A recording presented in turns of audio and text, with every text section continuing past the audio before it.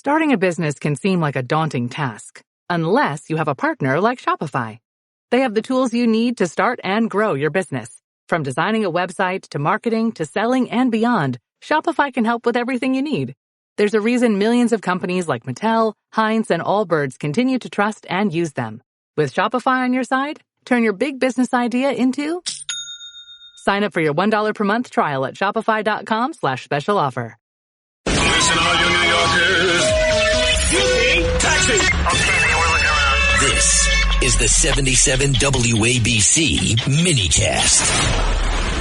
Let's bring in Liz Peek, Fox News contributor, syndicated columnist, and Steve Moore, Unleash Prosperity Hotline and WABC Radio host of More Money, which pops up right after this show on most of these same radio stations.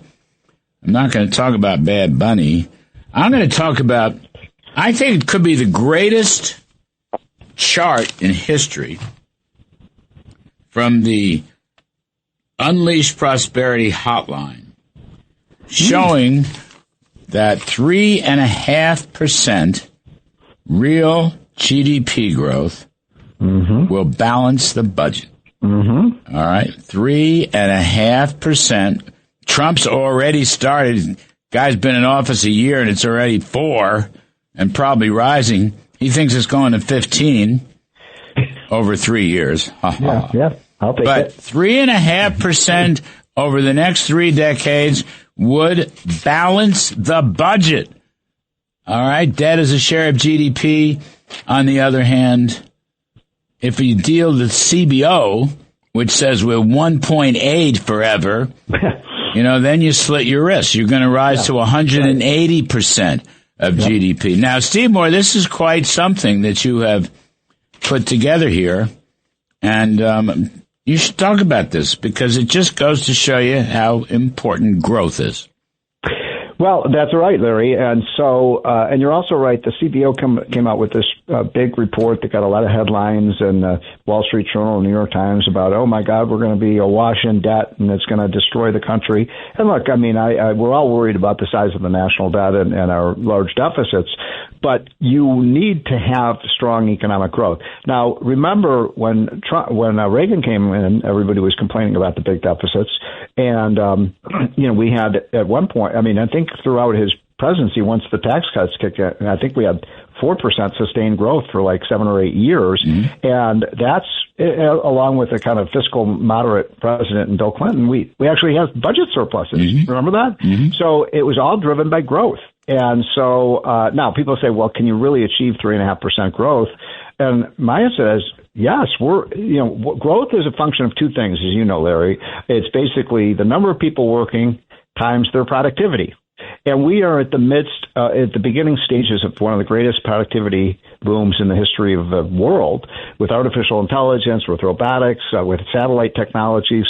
So yes, we can achieve 4% growth, and we will. And if we do even 3.5 puts you in 20 years virtually with a balanced budget.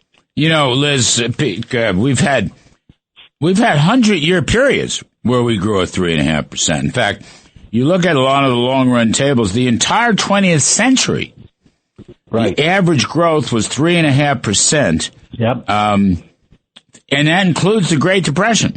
Nonetheless, and Jeremy Siegel's Stocks for the Long Run, he claims the 19th century was 3.5%. I know from 1947 through the year 2000, we grew at 3.5%. Right. And then we slumped because we've had very poor policies. But the point is, Liz, I mean, Trump says 15% and everybody makes fun of that. Okay, go ahead, make fun. He's making a point about unlimited growth and optimism. And by the way, he never specified how many years the 15% would be.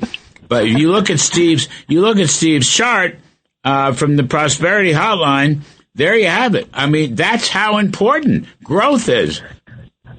Yeah, and it's pretty astonishing that Democrats never, ever talk about growth. Right. They do not ever talk about growing the economy because their entire emphasis is on redistributing the country's wealth and income. And they don't understand that with growth, with a growing economy, everybody gets better off. And so all this class warfare that they engage in, it's not only counterproductive, it's sort of meaningless because guess what? Again, 3.5% growth, 4% growth will deliver great rewards, not only to the people who are working, but if there are needy people in our communities, they too benefit from rising revenues, less taxes, all of that stuff.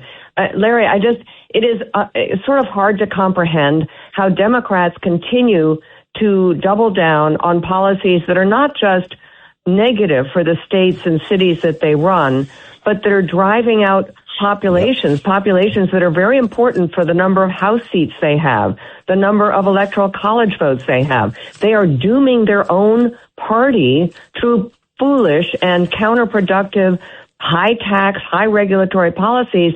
And the other side looks so good. I mean, I honestly can't. I wrote a piece about it called "The Failure of Imagination." They don't even comprehend what it would look like, and it's pretty astonishing. Last pro-growth Democrat was JFK. Yep. He was the last. He talked about it openly. He cut tax rates. He took the top tax rate down from 90-something down to 70. That included a cut in the capital gains tax. That included a cut in the corporate tax. He gave a wonderful speech at Yale. Anyway, we put it in our book, JFK and the Reagan Revolution. But the point is, the CBO is always wrong. Always wrong. And where do they don't tell us what their model is. The Federal Reserve the Fed says 1.7 and the CBO says 1.8. So with both of those lowball estimates, you get a dreary, sort of panicky looking economy. It's always bad. And Steve Moore, they never say, oh, let's cut taxes to speed up the economy. You know, they go up to the hill and they basically, when they say anything, they talk about increasing federal spending to boost the economy. Yeah. Well, the other thing, Larry, that they've gotten completely wrong, the economists who work at CBO and at the Fed, and I hope our friend who's going over there, Kevin Warsh, cleans house when he gets over there. He's going to be an outstanding Fed chairman. And then a lot of your friends on Wall Street, you look at what they were predicting when Trump was elected, and a lot of them said inflation. Remember, you know this, and including like 11 Nobel Prize winning economists said Trump is going to send inflation through the roof. And here we are with inflation. We got a report now. We're down to 2.4%, which is way down from Biden. Inflation didn't go up when Trump came in; it went down. And by the way, I just want to make sure people understand this. When we were talking about the 3.5% growth, Larry, that's after inflation. That's real growth in the economy. That's what we need. So anytime you bring inflation down, the real economic growth rate increases. And I'm so glad that Kevin Warsh, who's going to be, I think he's going to be the greatest Fed chairman since Alan Greenspan.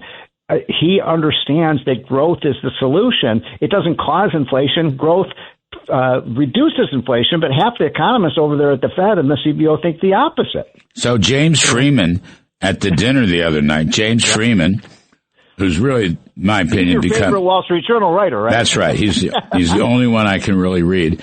So he, what's the inflation rate going to be in the next year? He said less than 1%. I love that. I happen to agree, less than 1%, and that's pretty good with a 15% growth rate.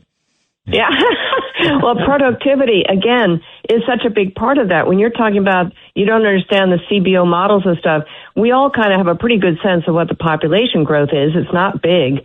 So it all comes down to productivity. And it is strange to me that when we have a boom in corporate investment, and as you guys have pointed out, huge AI revolution taking place, doesn't anyone at the Fed or anyone at the CBO say, maybe there's something changing here? We already see productivity going up. It's only going to get better. That's what happens when you have a huge technological revolution. Why aren't they including that? Why aren't they looking at that?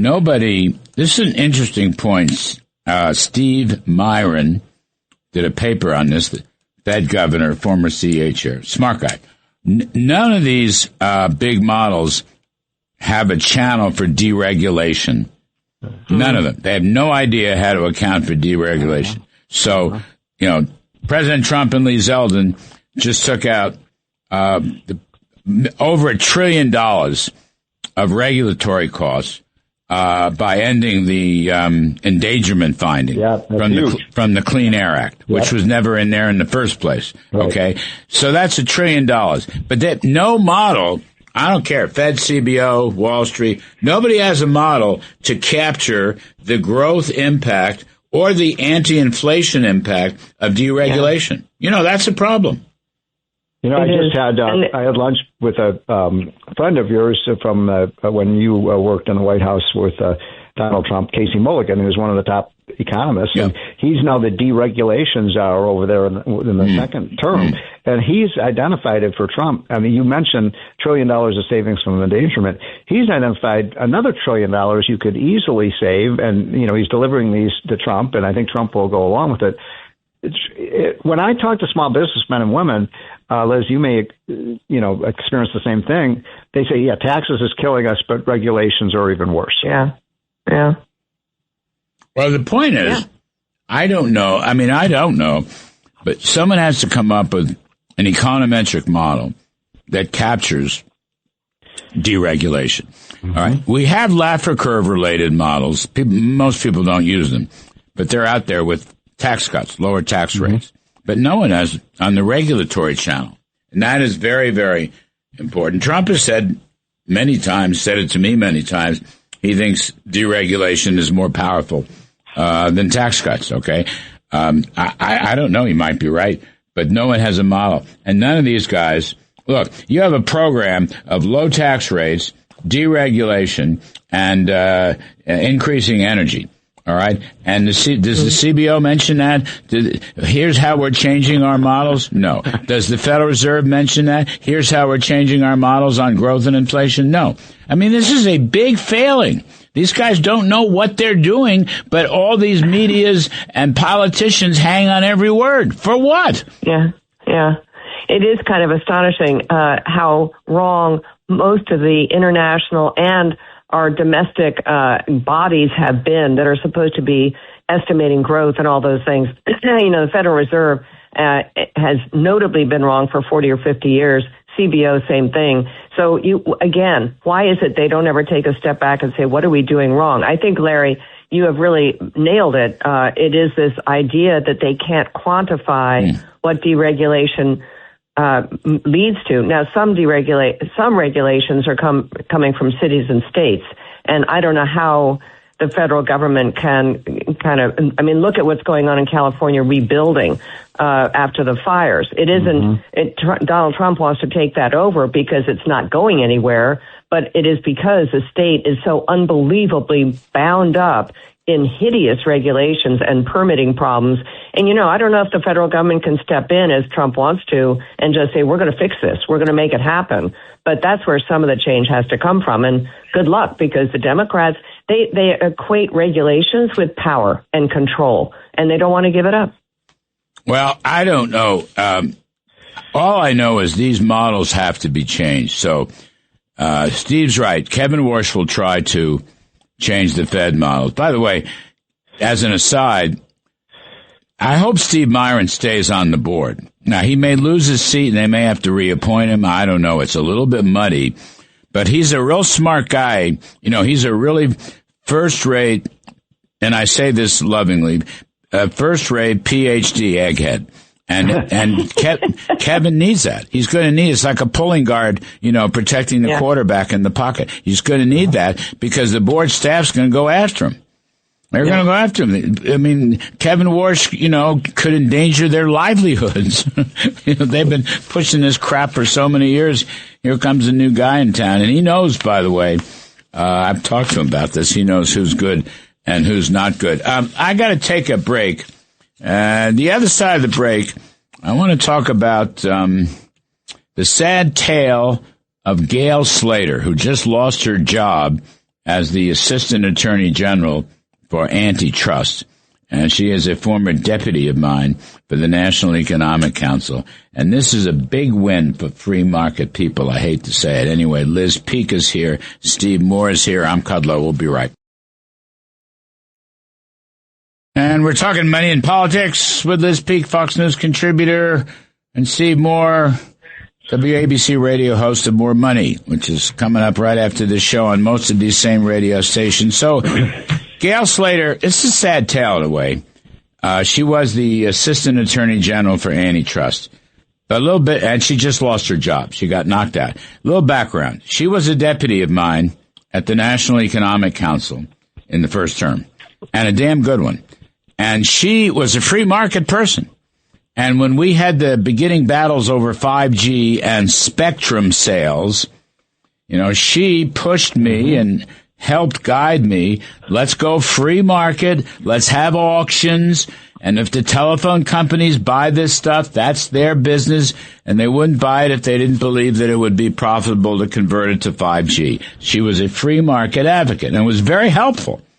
But then over time, she moves into the J.D. Vance orbit, which is, populist, whatever that means. But it means breaking up tech companies, not allowing mergers and acquisitions, even though there could be consumer welfare, that big was bad, and even though they were American tech companies, all this stuff. And it finally caught up with her. And first they knocked out her deputy, and then she got knocked out this week. And I look, this is a win for free markets because consumer welfare should be the deciding factor.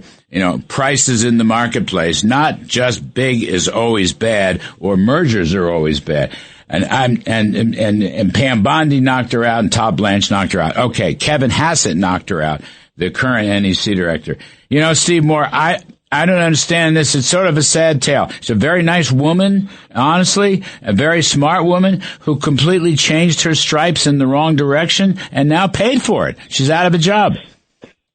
Well, Larry, I'm just surprised and happy that you know what 5G is. I fought the battle, man. I fought the good battle for that. Holy cow. I know you did. And look, it's very simple. The United States so dominates in the world today. We had another to this issue of so-called monopolies. I mean, the value of American companies is now $70 trillion. The value of American corporations is almost as great as the corporations and the rest of the world combined. So we've been dominant in so many areas of the economy, especially dominating the internet age with incredible companies like Google and Apple and Amazon and on, and NVIDIA. And so we want our companies to be number one. We want our companies to grow. And what's so wrong? I mean, these people, or the antitrust people, say their profits are too big. Well, profits, somebody once taught me that profits are the mother's milk of the stock market. That is correct. I've heard that before. Larry. That is correct. Bigness is not necessarily bad. I don't, Liz, I want to say to you, Gail Slater is a very smart lady. And the mystery here is moving, she was a free market deputy under Kudlow, and now she goes to J.D. Vance, and she becomes some sort of populist. Let's break up, and let's not break up the tech companies, and let's not allow any mergers and acquisitions. And that raises questions about the J.D. Vance wing, too. That's the troublesome part of this. Now, Kevin Hassett wouldn't stand for it. Good for him. And Pam Bondi, I know Pam. She's a free market devotee. I don't know Mr. Blanche, but I know Pam very well. She's a free marketeer. But I don't, I don't want, if J.D. Vance is some sort of populist and he's opposed to market forces, that's not good. That's just not good. Well, I think that's going to come out. I mean, as he runs for the next run at president in 2028, I think he's going to be challenged on those issues, Larry, also on his ideas about foreign intervention or lack thereof. But the case about Slater, it seems to me, in fact, one of the things the White House was unhappy about was that she was not pursuing some of the antitrust cases that they thought might help the affordability agenda, like meat packing, the supposed collusion between foreign meat packers, which President Trump has talked about a number of times, and it sounded like she was dragging her feet on that. So I find this story actually kind of confusing. It almost sounds like there were personality issues that came about between her and various people in the Department of Justice. maybe that has more to do with it than J.D. Vance's view of big tech. But by the way, I think that's a very serious problem that he has. Yeah. All right. Well, we'll leave it be. And look, if she hears this, I mean, I wish Gail Slater the best of luck. Come back home. You know what I mean? Come back home to the free market and 3.5% growth so we can balance the budget in just a couple of years. Steve Moore coming up on WABC Radio right after this show on most of these same stations. And many thanks to Liz Peek. I'm Kudlow. We'll see you next week.